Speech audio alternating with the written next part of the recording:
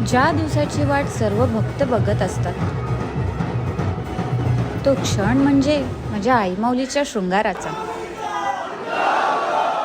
सर्व भक्त आईमाऊलीचे ते रूप बघण्यासाठी आतुर असतात. ज्या क्षणी आई आपल्या ठिकाणावरून बाहेर पडते, ते रूप बघून आपसुकच डोळ्यातून पाणी येते. आईच्या मानाचा नेटिव्ह बँडचा आवाज कानावर पडतात, भक्त बेभान होऊन नाचतो आणि एकच जल्लोष होतो.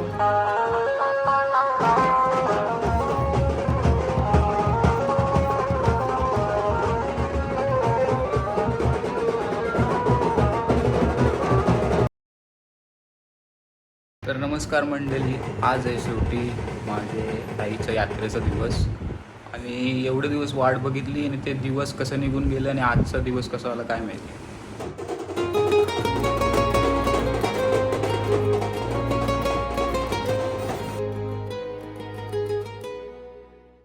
गाय ज्या सणाची मी वाट बघत असते वर्षभर, तो सण माझ्याकडून मिस झालाय. काय काय बोलू, माझं नशीबच खराब आहे. त्याच्यानी उचकी लागली मला. काय आता आजचा दिवसच खराब झालाय. पण आजचा दिवस खराब होऊन नाही जाणार. पालखी आहे आपले, हे सोने आहे माझ्यासोबत. आज बच्चा गेला आधीच पुढं. बच्चाला मी सांगितलेला पालखी निघाल मला फोन कर, आणि त्यांनी केला नाही. मला जसा माहिती होता.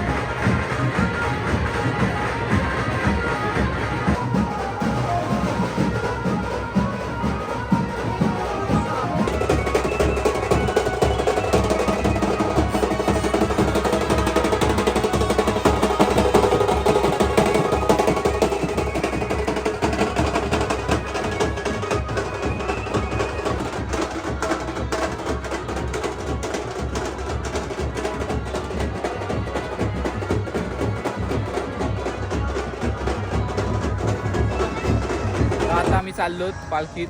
त्यांची तयारी झाली, मला असं वाटतंय झाले. हे दरवर्षी लेट येतात सांगून, पण यांची मला यावर्षी मी पण लेट झालो. काय नाही,